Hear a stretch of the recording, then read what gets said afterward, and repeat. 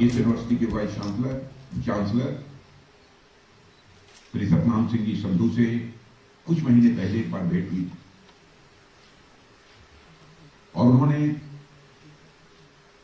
इस यूनिवर्सिटी में एक कार्यक्रम में भाग लेने के लिए मुझसे आग्रह किया था। मैंने अपनी कंसर्ट भी दे दी थी कि मैं निश्चित रूप से कार्यक्रम में आऊंगा, लेकिन पिछली बार कुछ ऐसी परिस्थितियां बनी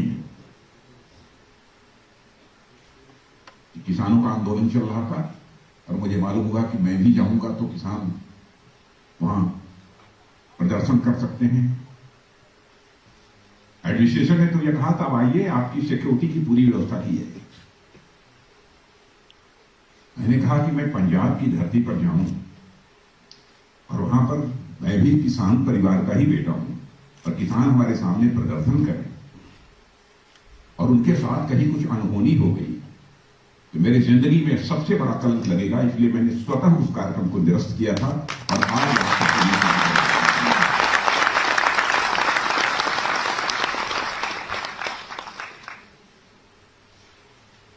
चंडीगढ़ यूनिवर्सिटी में जो कुछ भी थोड़ा बहुत मैंने देखा है, बच्चों के साथ सीधा इंटरेक्शन हमारा नहीं हुआ है, लेकिन फिर भी मैं बच्चों के फेशियल एक्सप्रेशन को, जो जिस समय सारा जो ये एग्जीबिशन लगा हुआ था उसको मैं देख रहा था और कुछ बच्चे भी उसमें हमारी ब्रीफिंग कर रहे थे तो मैं उनके चेहरे को देख रहा था और इस यूनिवर्सिटी की प्रीमाइस को भी वैसे ही नजर दौड़ाकर मैंने देखा। मैं इतना कहना चाहता हूं कि बहुत सारी यूनिवर्सिटी में भी मुझे जाने का अवसर इस देश में मिला है। बहुत सारी यूनिवर्सिटी में मैं गया हूं, कन्वोकेशंस को एड्रेस किया है, कई कार्यक्रमों को एड्रेस किया है, लेकिन थोड़े समय में जो कुछ भी मैंने देखा है, जो कुछ भी महसूस किया है, जो मेरा परसेप्शन बना है, मैं इतना ही कहना चाहूंगा कि चंडीगढ़ यूनिवर्सिटी के बारे में मैं बहुत हाई परसेप्शन लेकर वापस जाऊंगा।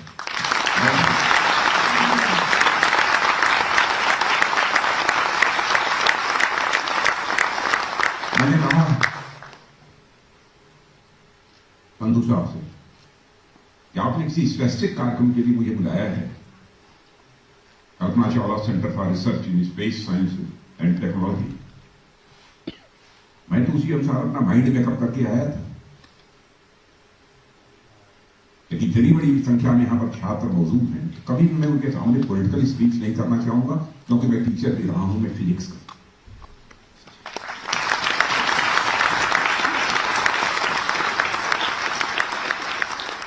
तो कभी मैं यहां के स्टूडेंट्स के बीच में, आगे कभी भी हो सकता है, कभी एक बार मैं फिर आना चाहूंगा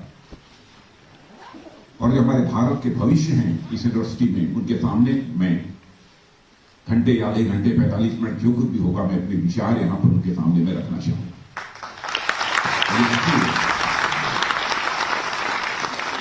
और आज तो इस चंडीगढ़ यूनिवर्सिटी में हमारे देश की शान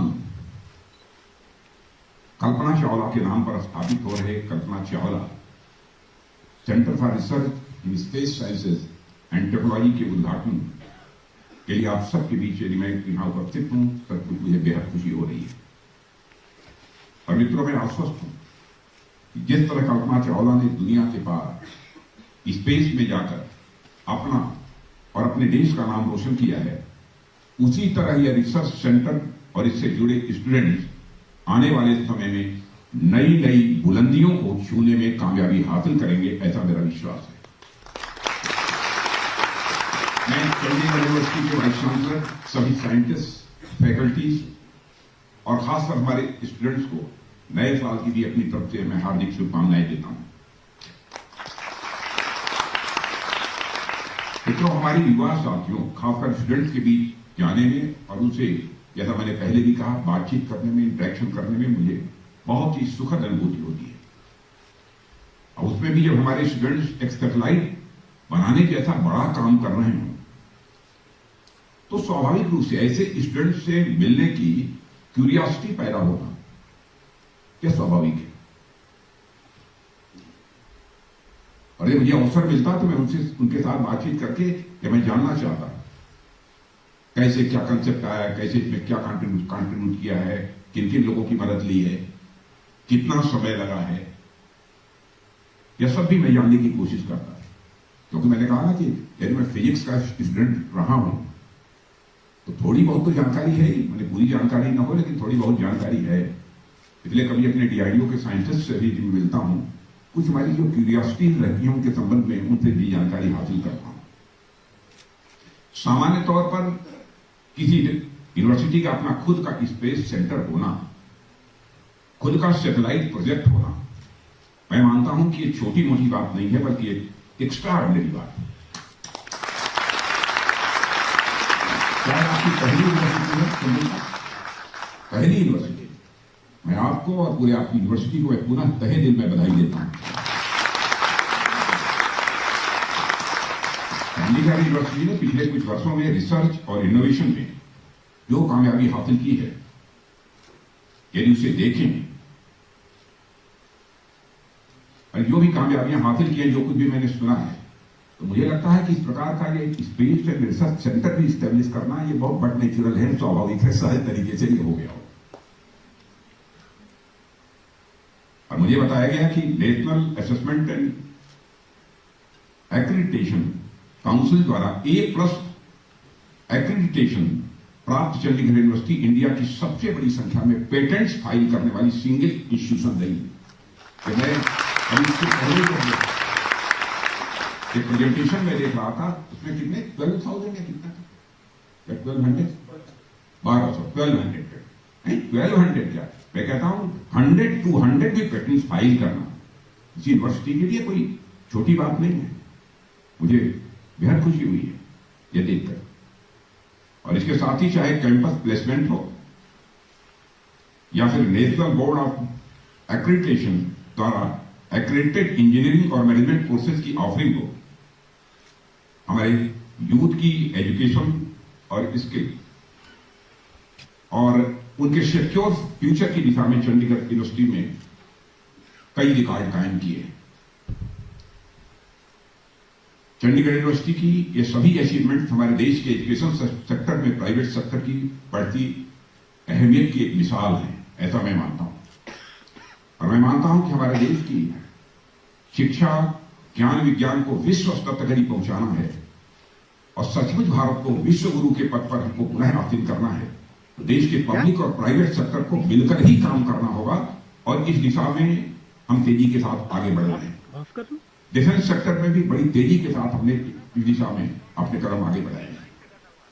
प्राइवेट सेक्टर्स को जितना भी प्रोत्साहन दिया जा सकता है वह हम प्रोत्साहन दे रहे हैं, वह आगे हैं और देश की सिक्योरिटी को इंश्योर करने में एक अपना इंपॉर्टेंट रोल वो प्ले करें।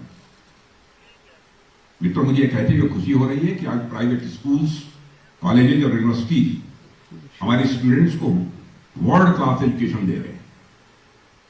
चंडीगढ़ यूनिवर्सिटी इस काम को कर रही है। रैंकिंग में भले ही कुछ थोड़ा बहुत इधर उधर, रैंकिंग में भी 200 में है, एशिया में 270 में है, विदिन 300 है, तब भी आप बधाई के पात्र हैं।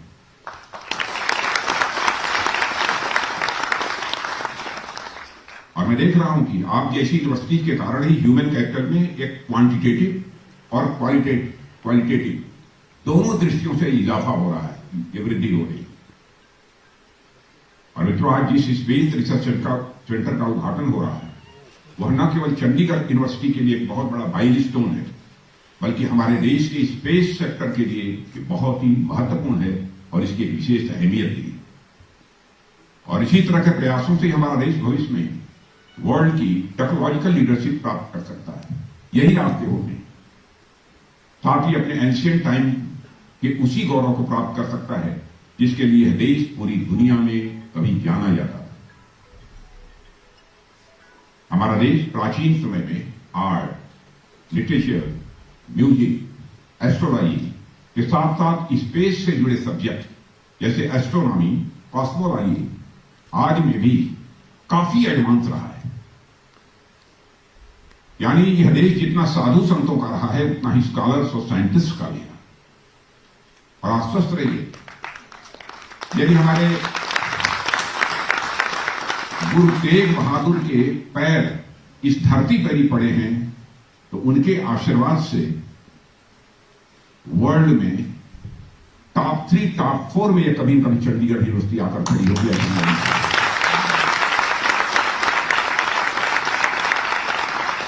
आर्यभट्ट का नाम आपने सुना है, वराहमिहिर का नाम आपने सुना है, ब्रह्मगुप्त, भास्कराचार्य जैसे जी स्कॉलर्स रहे हैं उनके बारे में भी आपने सुना है। फिर कभी मिलूंगा तो मैं बताऊंगा कि इनका क्या रहा है कंट्रीब्यूशन। इन सभी में डेसिमल सिस्टम, 0, पाई, 22/7 जैसे मैथमेटिकल आइडिया दुनिया को दिए, और वहीं दूसरी ओर एस्ट्रोनॉमी भी कई बड़े और महत्वपूर्ण कंसेप्ट भी देने का काम हमारे इस देश के मनीषियों ने किया है। उदाहरण के लिए आर्यभट्ट के आर्यभट्ट सिद्धांत नामक ग्रंथ में मैथमेटिक्स के अलावा एस्ट्रोनॉमी से संबंधित भी अनेक बातों का उल्लेख है। आर्यभट्ट के सूर्य सिद्धांत को शायद आपने देखा है, नहीं पढ़ा है, नहीं पढ़ा है, लेकिन आर्यभट्ट के सूर्य सिद्धांत में सूर्य से विभिन्न ग्रहों की दूरी कितनी है इसका भी उल्लेख मिलता है। कहीं दूर जाने की जरूरत नहीं है, सब कुछ आर्यभट्ट है। और इस विषय में बहुत डीप में तो नहीं जाना चाहूंगा, साथियों, पर मैं जो कहना चाहता हूं यह है कि इस भारत भूमि ने अतीत में अनेक ऐसे ऐसे विद्वान पैदा किए हैं जिन्होंने अपनी नॉलेज, रिसर्च, इनोवेशन, अपनी कैपेबिलिटी और अपने कैरियर से पूरी दुनिया को राह दिखाने का काम किया है। ऐसी ऐसी हस्तियों को इस धरती ने पैदा किया है, और ऐसा कोई कारण नहीं दिखता है कि हम सब मिलकर एक बार फिर से वही गौरव को प्राप्त न करें। और इसमें हमारे युवा साथियों की महत्वपूर्ण भूमिका होने वाली है। महत्वपूर्ण क्या, मैं मानता हूं कि पूरी की पूरी भूमिका यदि किसी की होने वाली है तो आप जैसे नौजवानों की ही होने वाली है। और उसकी राह इसी तरह के जो रिसर्च सेंटर्स होते हैं, ऐसे ही रिसर्च सेंटर से ही ऊपर वह राह गुजरती है, वह रास्ता गुजरता है। और साथियों, उस संदर्भ में मुझे पंडित जवाहरलाल नेहरू जी की कही हुई बात याद आती है। उन्होंने कहा था, अगर मुझे भारत का भविष्य देखना है तो मैं तारों और ग्रहों को नहीं देखता हूं, बल्कि मैं देश की बच्चों की आंखों में देखता हूं। अगर उनकी आंखों में चमक है, उत्साह है, आशा और विश्वास है, तो मुझे लगता है कि भारत का भविष्य पूरी तरह से सुरक्षित है।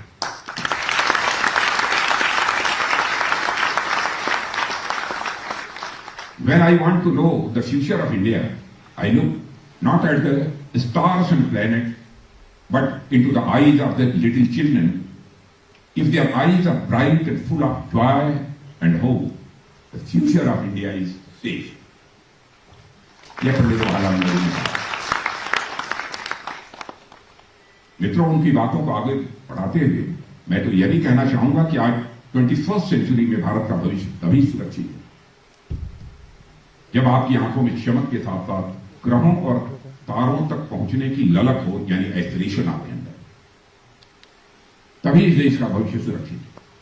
और जब हमारे छात्रों व बच्चों की आंखों में ग्रह नक्षत्रों को जानने और उन तक पहुंचने की आकांक्षा होगी, इच्छा होगी, एस्पिरेशन होगी, तब मैं समझता हूं कि भारत के हर कोने से आर्यभट्ट निकलेंगे।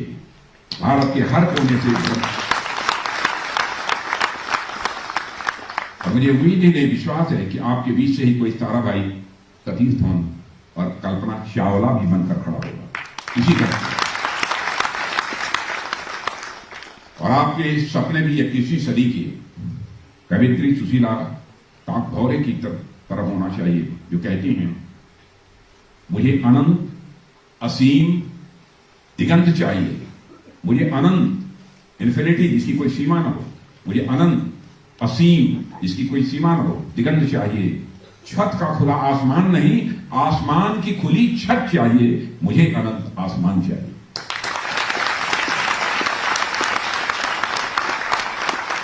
साथियों, स्पेस सेक्टर आज आम जिंदगी में अपनी एक अहम भूमिका का निर्वाह कर रहा है। आने वाले समय में तो लोगों की ओवरऑल डेवलपमेंट में यह भूमिका और भी बढ़ने वाली है। और आज आम लोग भी यह समझने लगे हैं कि स्पेस सेक्टर उनसे दूर की कोई अलग चीज नहीं है, बल्कि यह उनकी health, education, agriculture, climate, communication, trade, transport और हमारी नेशनल सिक्योरिटी से यह जुड़ी हुई चीज, और हमारे गवर्नमेंट से लेकर इंडस्ट्री और हमारी रोजमर्रा की चीजों जैसे टेलीमेडिसिन, ई लर्निंग और डिजास्टर वार्निंग में भी स्पेस अपनी किस प्रकार से अहम भूमिका निभा रहा है, उसकी जानकारी आपको निश्चित रूप से होगी। साथियों, आज किसी को चंडीगढ़ यूनिवर्सिटी में आना होता है तो किसी और से रास्ता पूछने के बजाय अपने मोबाइल में मैप खोल लेता है, और कहीं किसी ट्रिप या का प्लान करना होता है तो पहले वहां से के वेदर के बारे में मोबाइल फोन से जानकारी हासिल कर लेता है। पिज्जा बर्गर ऑर्डर करके हमारे युवा साथी डिलीवरी पर्सन की लोकेशन 30 मिनट के अंदर अंदर 4 बार ट्रेस कर लेते हैं, और आप सब जरूर करते होंगे। और आज हमारे किसान भाइयों और कोस्टल एरिया में रहने वाली एक बड़ी आबादी को किसी भावी खतरे से काफी पहले ही जानकारी मिल जाती है और वह अलर्ट हो जाता है, और भारी जानमाल और संपत्ति के नुकसान से वो बच जाता है। ये सभी सुविधाएं किसी न किसी तरह स्पेस से ही जुड़ी हुई है, यानी बेहतर मैपिंग, इमेजिंग और कनेक्टिविटी की सुविधा, स्पीडी ट्रांसपोर्टेशन की सुविधा, बेहतर वेदर फोरकास्ट और डिजास्टर मैनेजमेंट के साथ ही हमारी सीमाओं की सुरक्षा आज भी इस स्पेस सेक्टर से बहुत ही गहराई के साथ ये जुड़ी हुई है।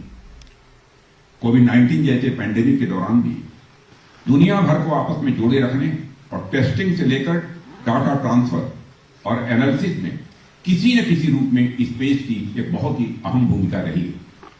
यानी महाभारत के संजय की दिव्य दृष्टि की तरह, महाभारत के संजय की दिव्य दृष्टि से आप परिचित होंगे, महाभारत के संजय की दिव्य दृष्टि की तरह ही स्पेस सेक्टर भी हमें वह दृष्टि देता है जिसके सहारे न केवल हम दूर की चीजें देख सकते हैं बल्कि उस पर प्रैक्टिकली काम भी कर सकते हैं। मित्रों, इसकी अहमियत को समझते हुए, साथ ही इसके पोटेंशियल को भी देखते हुए, हमारी सरकार ने स्पेस सेक्टर को अपने विजन का एक बहुत ही इंपॉर्टेंट पार्ट, एक बहुत ही अहम अंग बनाया है।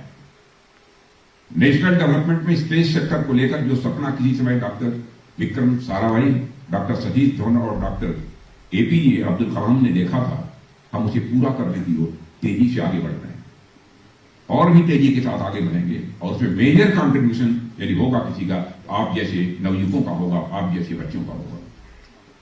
और साथियों, आज जिस तरह हमारी space agency Indian Space Research Organisation का फॉर्मेशन हो रहा था, उस समय दुनिया में यूएसएसआर जैसी कंट्री इस सेक्टर में काफी आगे बढ़ चुकी, यानी दुनिया में हमारे लिए स्थान बनाना एक बड़ा और कठिन कार्य था। इसके बावजूद इसरो की लीडरशिप में हमारे साइंटिस्ट की दिन रात की कड़ी मेहनत और लगन, उनके उत्साह और उनके विजन ने 5 डिकेड्स के अंदर भारत को टॉप स्पेस पावर्स की कतार में लाकर खड़ा कर दिया।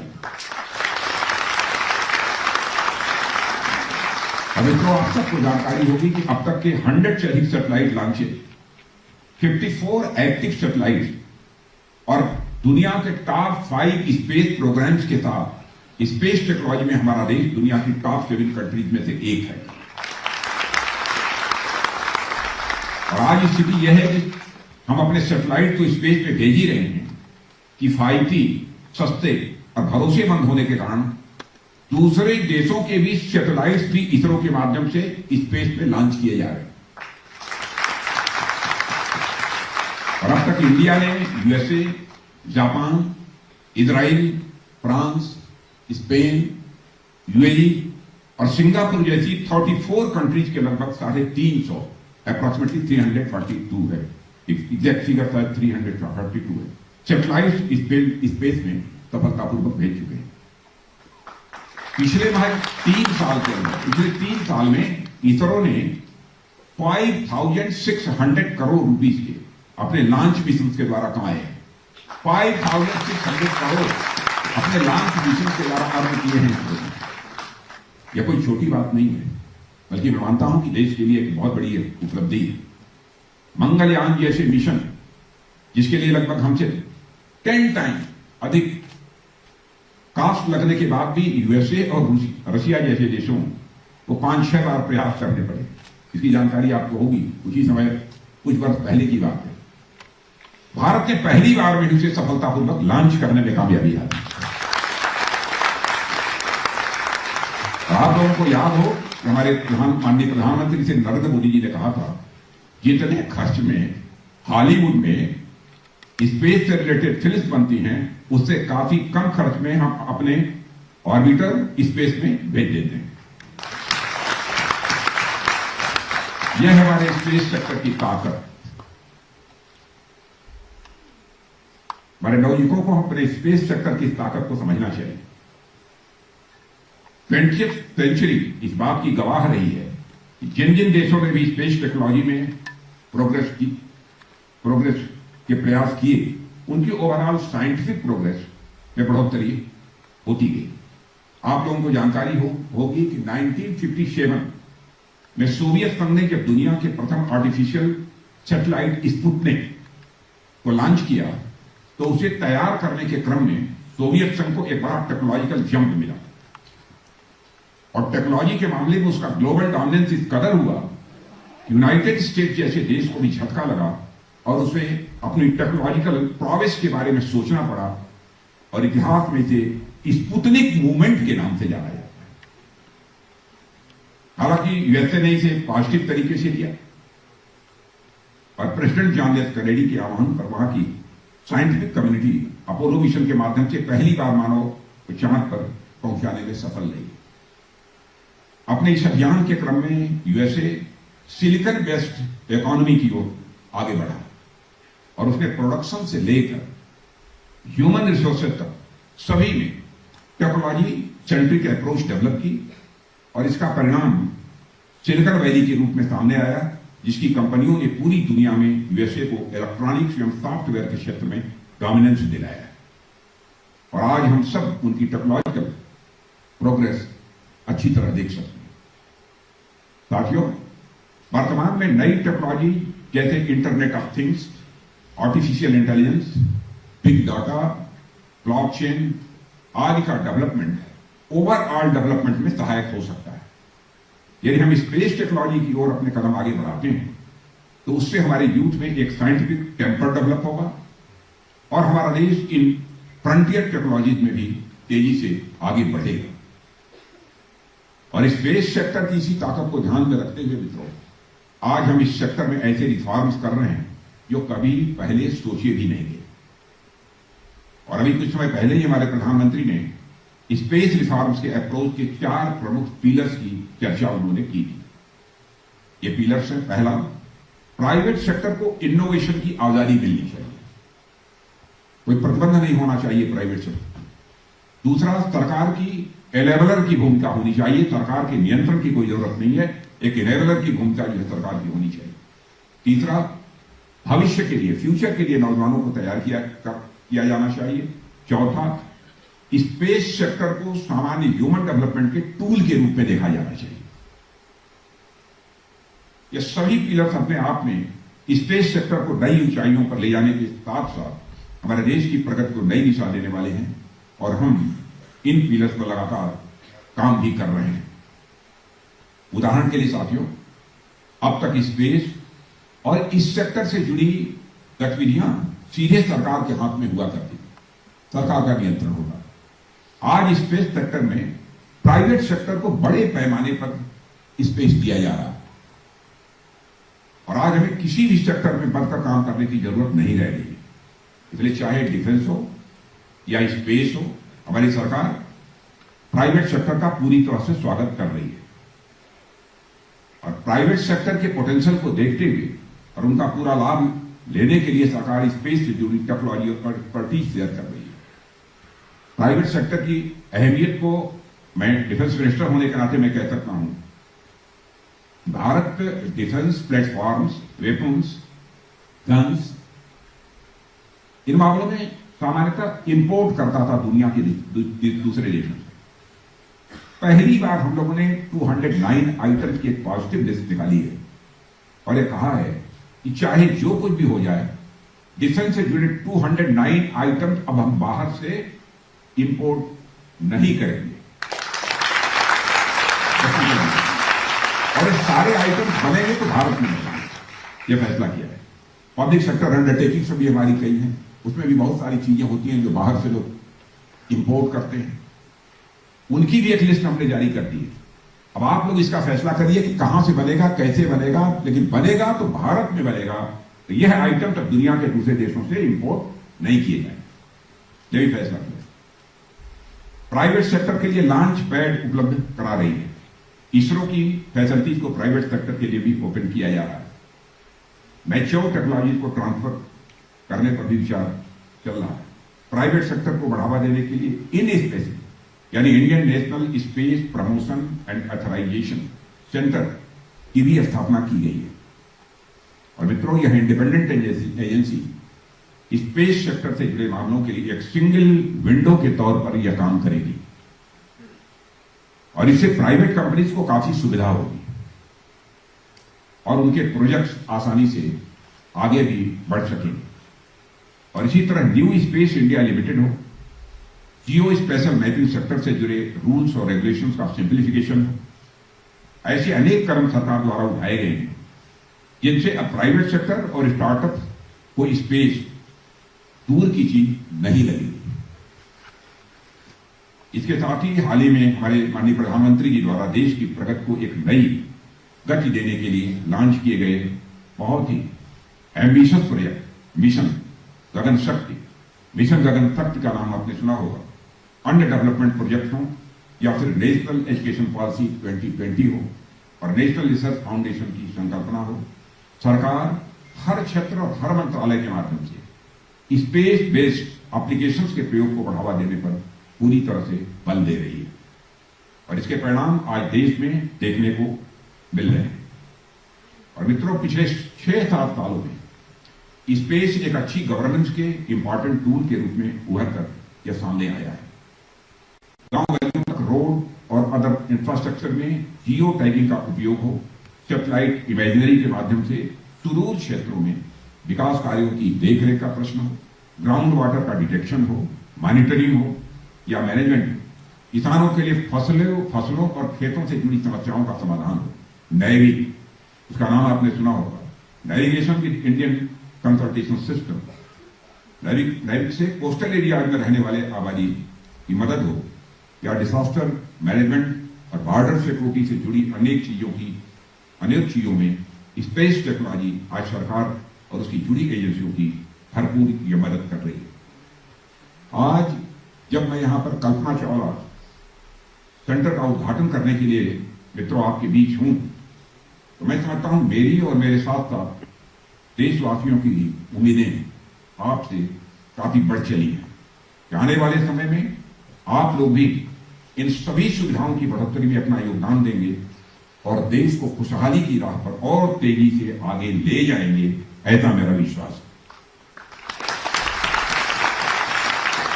और साथियों, हमारे देश की बेटी कल्पना चावला का नाम आज केवल एक एस्ट्रोनॉट का न होकर वीमेन एम्पावरमेंट का एक प्रतीक बन चुका है। उन्होंने किसी समय एक सपना देखा और हमारे समाज और राष्ट्र ने उस सपने को एक नए पंख दिए, जिससे कल्पना से परे जाकर उड़ान भरी। कल्पना ने कल्पना से परे जाकर उड़ान भरी और हमें इस इंस्पिरेशन, ज़ील और एंथुसियाज्म को बरकरार रखना है और अपनी बेटियों को भी मैथ्स, साइंस, डिफेंस और स्पेस सेक्टर की ओर जाने के लिए हम सबको इंस्पायर करना है, उनको प्रेरित करना है, जिससे हमारे देश और समाज में एक नहीं अनेक कल्पनाएं आगे बढ़ें और देश और समाज का नाम रोशन करें। I have full confidence that Chandigarh University is taking big strides in this direction. Amrit Mahotsav से प्रेरित देश की आजादी के 75वें वर्ष में चंडीगढ़ यूनिवर्सिटी में 75 स्टूडेंट्स के सहयोग से निर्मित होने जा रहे देश के प्रथम इंटरनेट ऑफ थिंग्स और आर्टिफिशियल इंटेलिजेंस बेस्ड CuSat की सफलता की मैं आप सभी को अपनी हार्दिक शुभकामनाएं देता हूं।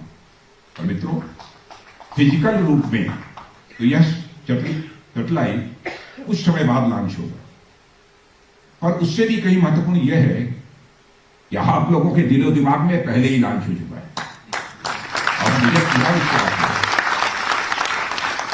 मुझे पूरा विश्वास है कि आप लोगों के द्वारा शुरू किया गया यह प्रोजेक्ट न केवल पूरी तरह सफल होगा, बल्कि देश के दूसरी यूनिवर्सिटी के लिए भी एक बड़ा आदर्श प्रस्तुत करेगा, एक बहुत बड़ी मिसाल प्रस्तुत करेगा।